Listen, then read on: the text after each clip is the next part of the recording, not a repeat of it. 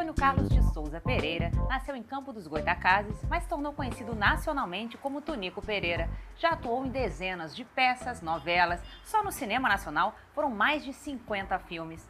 Tunico, quando você decidiu ser ator? Eu até hoje não decidi, não.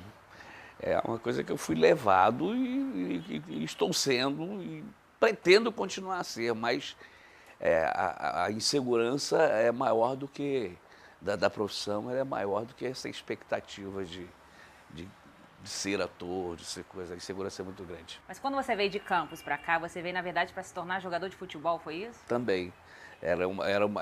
Talvez a primeira opção. Só que eu também já tinha um know-how de boemia bastante forte, né? E aí fui trabalhando em outras coisas e comecei a fazer teatro ocasionalmente num grupo na Universidade Federal Fluminense, que um primo era presidente do diretório. Eu fui visitá-lo, estava sendo fundado um grupo nesse dia. E esse grupo teve até um nome muito engraçado, era Grupo Laboratório de Teatro da Universidade Federal Fluminense, integrado à comunidade, para justificar a minha presença, que não era universitária. E como é que foi o caminho para a TV? Você começou como figurante na TV? Eu comecei como elenco de apoio, que se diria hoje, né? Como elenco de apoio, sim. Depois, em cinema, eu comecei como figurante mesmo. E terminei num filme que o filme foi feito em 3 ou 4 anos. Eu terminei indicado para prêmio, engraçado. Mas o início dele eu era figurante, que foi Lira do Delírio, do Walter Lima Júnior.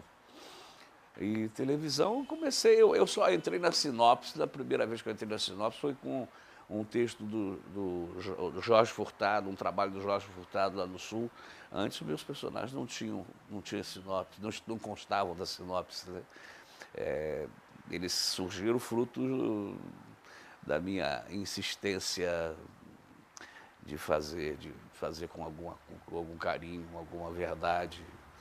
E o Zé Carneiro é o seu personagem mais popular até hoje? E o que mudou depois do Zé Carneiro? O Zé Carneiro, ele é de uma importância tão grande para mim. Primeiro que era uma época muito dura da minha parte, muito sem dinheiro, muito nada.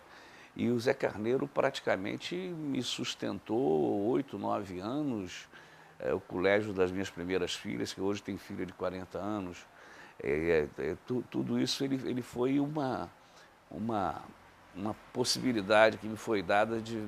Eu tenho um carinho muito grande por ele. E todos que viram o Zé Carneiro, né, a sua geração, por exemplo, deve ter visto, eles gostam muito, né? É um brasileirinho, né, de interior, que é uma coisa que eu adoro. Se há a possibilidade de eu imprimir num personagem o Brasil, eu sempre faço, sempre opto por fazer, porque eu acho que é a minha forma de participação política, é a minha forma de participação cultural, ser o ator brasileiro, entendeu? Sem nenhuma inveja de ator estrangeiro, sem nenhuma meta de nada. Eu gosto do Brasil, eu sou brasileiro. E você tem essa experiência tanto no Zé Carneiro e agora como Mendonça também da Grande Família, de ficar anos fazendo o mesmo personagem. Como é isso para ator? Como você faz para isso se tornar vivo a cada gravação? Meu amor, o ser humano, eu estou aqui, estou vivo, né? E me mudando a cada segundo, a cada instante, a cada pergunta sua. Eu faço com os meus personagens a mesma coisa. Os acontecimentos na vida dos meus personagens são sempre vivos. Essa é a maneira de você colocá-lo no dia a dia, colocá-lo numa situação conflituosa, porque interpretar, por exemplo, antes de decorar o texto, antes de tudo, é o entendimento e o conflito que você estabelece e que leva esse conflito a ser interessante para o público. Então, o que eu penso sempre é em conflituar, em trocar conflituando, né? O Shakespeare fala muito bem disso, quando o Ricardo III ensina para o primo o que ele tem que fazer num determinado momento, e que ele fala assim, faz o seu sim, que eu faço o meu não. E aí está combinado o que é a interpretação, está definido o que é a interpretação. É esse conflito entre o sim e o não. E o senhor falou da questão do ator brasileiro. O senhor sempre foi muito ligado às questões políticas do país. Como o senhor vê esse papel do ator no cenário político? Olha, eu acho que, antes de tudo, não do ator, mas do cidadão, o cidadão tem que ter a consciência da importância de ser cidadão, de reivindicar-se cidadão, né? E de tornar-se cidadão. E aí eu não difiro, acho que a palavra está certa, diferir, né? O ator do ser humano Tunico. Eu sou muito inquieto, hoje mesmo à noite eu dei minhas opiniões. Eu tenho um Face, eu fico assim porque foi dormir 6 horas da manhã escrevendo, tenho um blog. Então eu acho que a cidadania, independente de qualquer possibilidade de ideia política, de preferência política, ela tem que ser exercida. A minha, por exemplo, a minha grande batalha é pela liberdade do homem, sabe? O homem, eu acho que tem que ser um homem contido por qualquer amarra, até partidária, entendeu?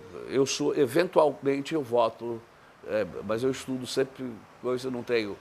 Fui brisolista, isso sim, de uma forma que ainda digo que sou, né? E acho que muita coisa teria mudado se o Brizola tivesse, karmicamente pelo menos, conseguido a presidência.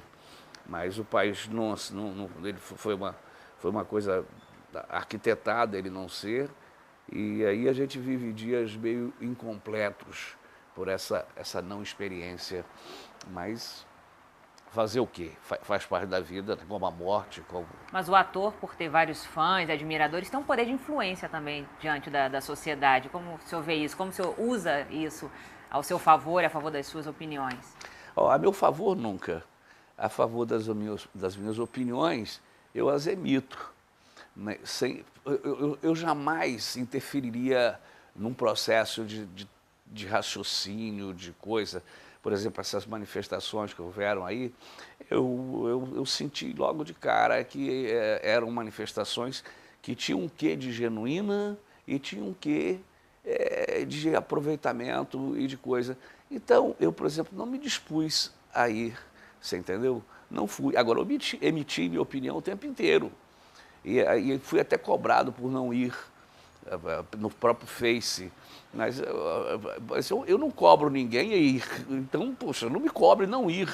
Principalmente se eu tenho uma cabeça se eu posso estar, por exemplo, numa manifestação dessa, por exemplo, com um mascarado do meu lado. Que identificação eu tenho com essa pessoa?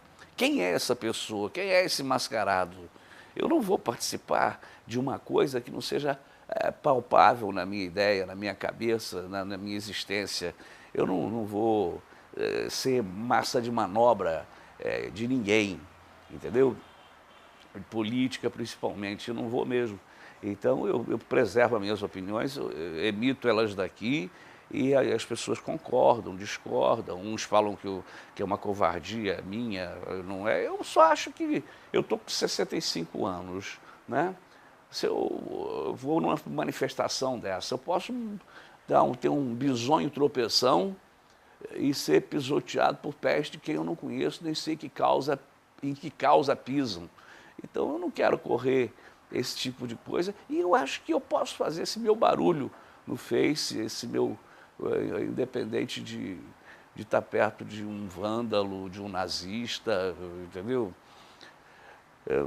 E além do que, a figura pública acarreta uma série de coisas, né? Eu já fui preso não, quase preso uma vez, porque a polícia cismou que eu era bandido. Eu falei, não, eu sou ator, entendeu? Se isso acontece numa coisa lá e o cara diz que eu sou um traficante, eu passei maus momentos com um policial que estava doidão, entendeu? Entendendo que eu não era eu era um bandido, entendeu? Eu falei, meu irmão, eu sou ator, você está me conhecendo? Eu te conheço. Claro que conhece, caralho, porra, entendeu?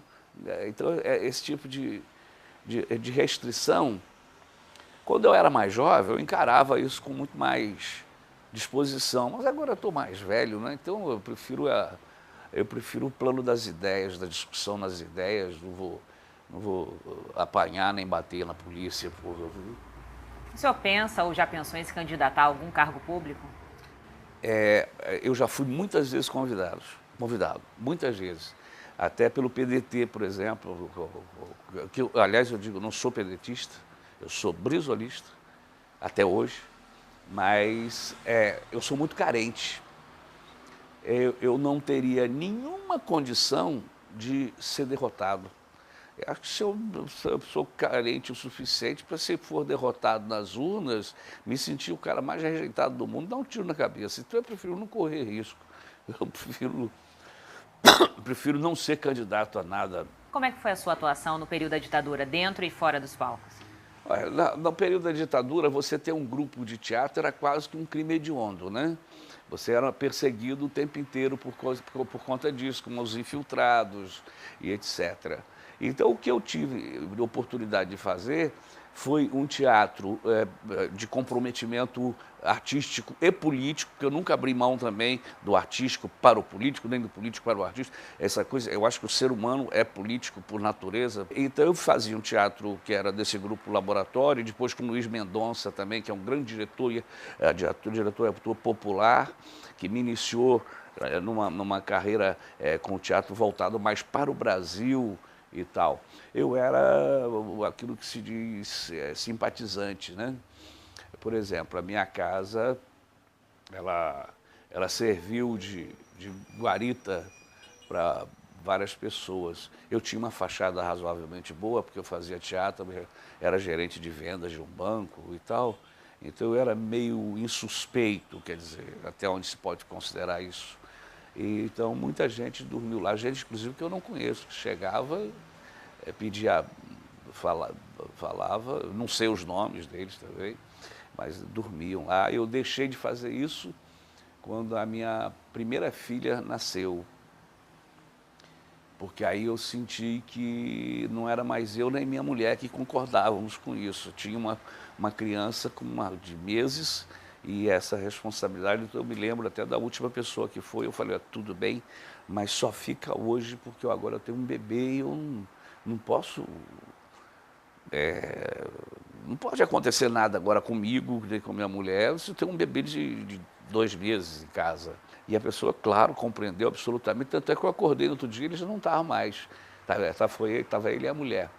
Então, eles não estavam mais. Mas isso numa coisa de compreensão, não de dizer que eu botei eles para fora, não é isso. Eles entenderam humanamente o meu medo naquele momento, né? E você que tem acompanhado pelas redes sociais todo esse processo que o Brasil vem passando, você acha que o Brasil precisa de uma reforma política nesse momento? Eu acho que o Brasil precisa de uma reforma política já de há muito tempo. Você entendeu? Eu, por exemplo, eu vivo dando falando sobre isso já há muito tempo também. Esse presidencialismo que a gente tem, se você não tiver uma Câmara, um Congresso forte, um Congresso de qualidade, bom, ninguém consegue governar. Você vai ter que negociar cargos, obras e etc. Quer dizer, isso aí é um impeditivo para um Brasil muito forte. Eu sempre dei esse conselho à própria esquerda, eu sempre discuti com a esquerda, essa época, a esquerda que eu me incluo também, que o nosso negócio não era pegar a presidência, era ser candidato a deputado federal, o Brizola, o Lula, o Arraes, e fazer uma bancada de qualidade, porque eles levariam votos. E aí sim, agora, senhor presidente, o senhor pode ser o Jânio Quadros, não tem problema, mas tem que... Porque é o que acontece.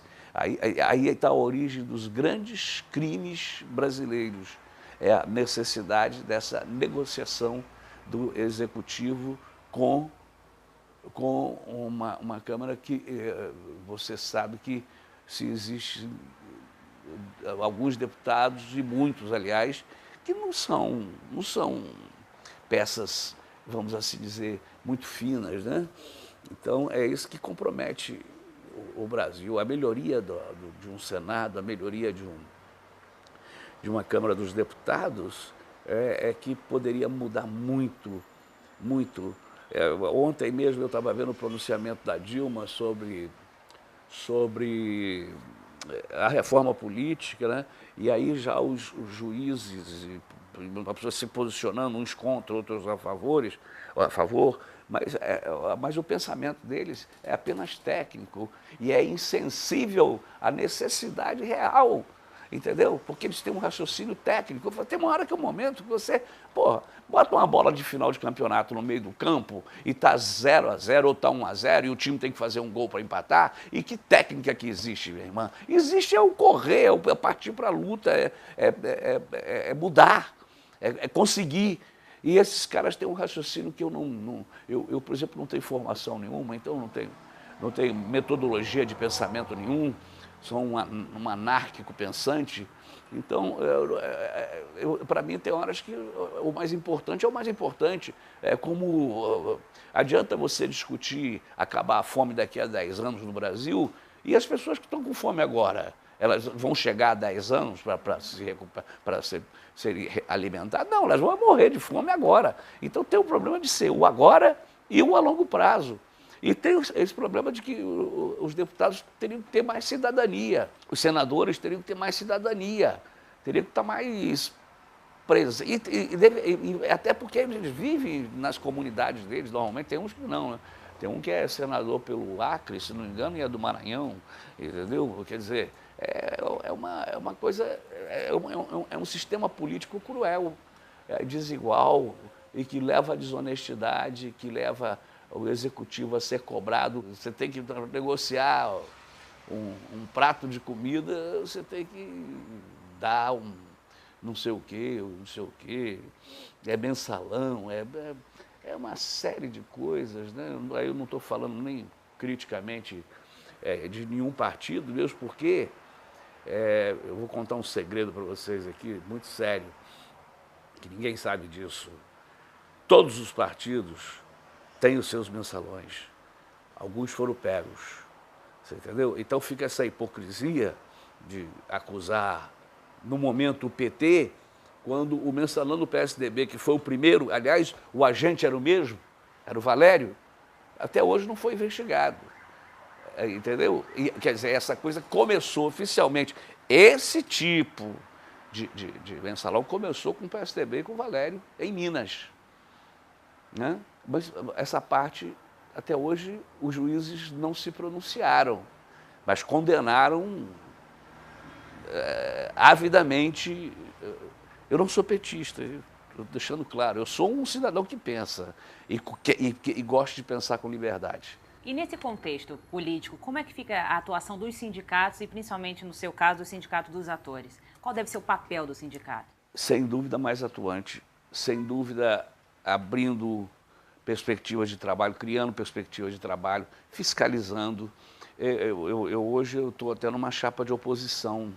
Eu já fui do sindicato, renunciei, eu e mais 10 pessoas, e fizemos uma chapa de oposição, perdemos a primeira eleição, mas conseguimos na justiça reverter isso, porque foi comprovadamente uma série de atos estranhos, né? Não gosto de ofender ninguém, não gosto de acusar ninguém, mas foram vários atos estranhos e agora vai ter uma eleição que a gente está tentando fazê-la da forma mais limpa possível. Eu, por exemplo, ontem queriam até que eu fosse o candidato a presidente, eu falei assim, eu não sou normal o suficiente para ser presidente, eu não tenho essa... Eu gosto de acordar tarde, eu gosto de escrever de madrugada, eu não tenho essa rotina na minha vida que possa me levar a representar uma instituição que eu acho tão importante.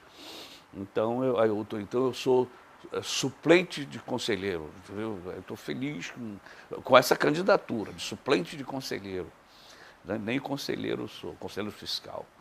Então isso basta para o meu ego, porque o meu verdadeiro prazer e é onde a minha egolatria se dá de forma plena, é no momento que que eu ouço a palavra ação, ou que eu entro em cena, entendeu? E falo o meu texto com a propriedade que eu quero, que eu tenho, porque eu, graças a Deus, de uns tempos para cá, aliás, acho que sempre fui, eu assino a minha interpretação, independente da direção, mas a gente sempre combina. Eu tenho sempre uma boa convivência com os diretores, então a minha interpretação ela é assinada, onde eu digo que eu sou um ator brasileiro, entendeu? É onde a Bárbara Leodora vai ver um Shakespeare que eu fiz, que foi o Hamlet, e eu fazia o Rei Cláudio, e ela me entendeu que eu fazia uma caricatura do Rei Cláudio. Bom, primeiro que se fosse por tipo físico, realmente eu não podia fazer um rei dinamarquês nunca, né? Mas já que eu sou um brasileiro, e a relação do rei, a relação importante do rei, não é o fato de ser rei, é o poder. E o poder se dá em todos os lugares. Então eu fiz um rei que tinha os cacuetes e a maneira dos senadores brasileiros. Eu fiz um Antônio Carlos Magalhães, um Sarney. Agora, porque eu acho que você pega um Shakespeare e tem que traduzir isso para uma linguagem nossa, brasileira.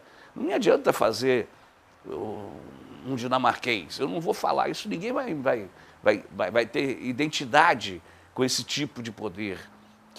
Mas é o poder. Lá, aqui, o poder é igual. Ou seja, normalmente, uma merda, mas é igual, entendeu? Então E esse fato do senhor assinar a autoria dos seus personagens foi o que te levou a também trabalhar como diretor? De uma certa forma, isso aí eu nem sei, porque me convida, eu aceito às vezes, não aceito também, mas eu sou muito anti-escolar, anti-coisa, sabe? Mesmo porque é o que eu falo, eu nunca estudei teatro especificamente, nunca. E o que eu tenho de forte na minha vida foi um primário maravilhoso que eu fiz. O resto eu enganei, entendeu? Quer dizer, o resto eu sou técnico de contabilidade formado. Foi uma enganação. Eu acho que eu tinha um poder de concentração muito bom, então eu nem copiava nada, eu só ouvia e discutia com os professores. E daí vinha meu entendimento, eu tinha boas notas, mas não que eu geralmente perdia a pasta, não sabia onde estava, não tinha essa... E a sua relação com a literatura? O senhor escreveu recentemente um livro, o senhor também está sempre escrevendo num blog, como é essa relação? Ela tem sido muito prazerosa, eu acho que às vezes é até meio doente também. A doença pode ser prazer. Por exemplo, quase toda noite eu tomo um mínimo de uma garrafa de vinho, aliás, tomei um ontem maravilhoso, e escrevi bastante. São pronunciamentos etílicos da madrugada, entendeu?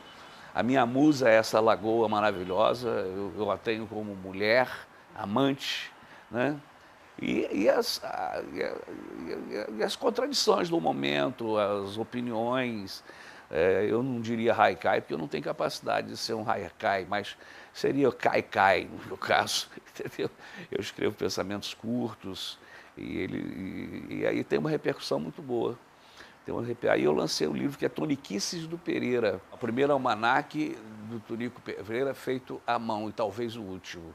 Mas a editora está querendo, parece um outro agora, e eu já tenho material para mais uns 2, nessas minhas loucuras noturnas, já produzi bastante coisa. E você lançou um livro lá em Campos de Goytacazes, com a sua cidade natal. Você mantém essa relação com a sua cidade natal? Eu vou lá e sinto que eles me recebem, entendeu? Eu falo dos fantasmas, os mortos mesmo, entendeu? Eles me recebem, eles têm carinho por mim. Eu, quando saí de Campos, eu saí aconselhado por Mário Barbeiro, que era um barbeiro que foi do meu avô, do meu pai, meu e dos meus irmãos. E aí eu fiz uma poesia na época, eu tinha 17, 16 anos, sei lá. Lá está a minha Campos, eu não posso voltar, a Campos do sensato barbeiro Mário, que um dia, contra gosto dos meus pais, num canto de barbearia, entre espumas, pincéis e navalhas, apregoou: sai daqui, Cacau, Campos já não dá mais. E eu vim para o Rio com essa poesia, com isso, tem mais coisa, mas com isso na cabeça, com isso escrito, né? E foi a minha despedida de Campos. E de uma certa forma, ela é uma cidade que tem uma vivência muito injusta humanamente, porque eu sou de uma época que a cultura lá era da cana-de-açúcar. Então, eram 10% de um povo que trabalhava, 10% de um povo de classe média, vamos dizer assim, 20%, 1% de coronéis riquíssimos, donos de usinas, etc., e 89% de cortadores de canas sem carteira assinada e que trabalhavam 6 meses na safra, e entre safras ficavam sem trabalho. Então, é uma estrutura que levou Cuba, por exemplo, à Revolução, entendeu? É a mesma estrutura. E Campos, ela tem esse lado de ter sido uma cidade, pelo menos no momento que eu morei lá, muito injusta socialmente. Agora, eu costumo dizer, eu nem gosto, mas tenho que falar, porque o Gil fala que a Bahia deu a ele regra e compasso, né? Eu não sei que sentido a Bahia deu a ele regra e compasso, mas Campos me deu regra e compasso na compreensão desse social, dessa coisa que eu não preciso estudar nos livros, a gente sente na pele. Então, é como o Da Vinci, né, que ele experimenta, ele não sabe, ele experimenta, né? Então, aí daí é que pode vir a teoria.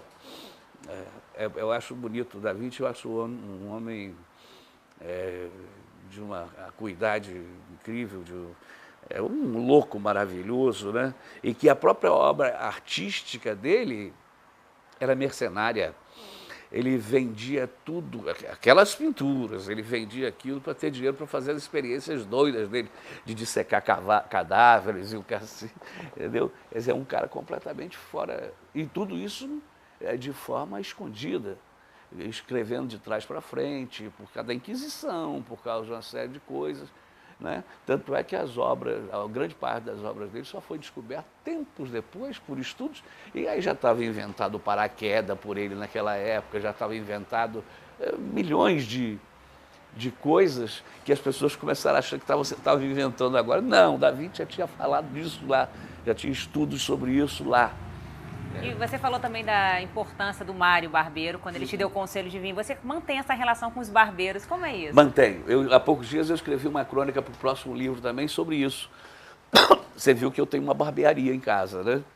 Eu viajo muito e gosto muito de viajar de carro. Eu não gosto de avião. Eu viajo de avião, mas não gosto. A relação de um avião é de um aeroporto para outro aeroporto, que é tudo igual. Ou de carro, eu fui daqui para Belém de carro, é uma riqueza, é uma aula. Você vê a terra mudando de cor, o povo mudando o sotaque, a comida mudando, a cultura de forma geral mudando. Então, aquilo corresponde a uma universidade. Aliás, eu só considero que eu estive numa cidade quando eu como, vou ao banheiro e vou ao barbeiro desta cidade. Porque o barbeiro, ele tem, intuitivamente, e por conhecimento prático de vivência, a sociologia da cidade toda na cabeça. E você senta na cadeira de barbeiro, em qualquer lugar, e conversa, você entendeu? Você chega e fala, você tem casa para vender por aqui? Ele vai te contar onde tem casa, onde não tem. Então, eu faço justamente a diferenciação nesse conto que eu escrevi, entre o barbeiro que continua sendo o mesmo barbeiro de 100 anos atrás, com aquela visão de jornal. Ele era um cara que dava as notícias, ele transferia as notícias na cidade pequena, por exemplo, e ao mesmo tempo, a evolução da cadeira de barbeiro, que eu não chamo de evolução, é uma involução. Você hoje senta num barbeiro, a cadeira é uma merda, é desconfortável. Antigamente as cadeiras eram confortáveis, com aquela vozinha do barbeiro falando, você até dormia fazendo a barba. Quer dizer, tinha umas coisas que eram. Que o barbeiro é uma coisa muito importante para mim. Tonico, você tem uma ligação muito forte com o povo, né, através de seus personagens e tudo. E recentemente você saiu numa foto dando um beijo gay em outro ator, na verdade um beijo protesto. Como o senhor vê a questão do beijo gay, tanto nas novelas, como toda essa mítica que foi feita? Porque as pessoas cismam de enquadrar o beijo como uma manifestação sexual. Para mim, o beijo é muito mais uma manifestação de solidariedade ou então a serviço de uma causa, e pode ser sexual também. claro, né?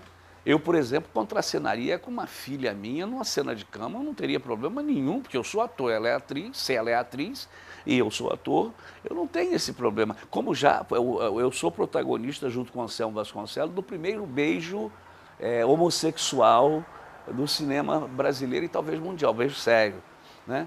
Que foi no República dos Assassinos. Isso deve ter uns 40 anos.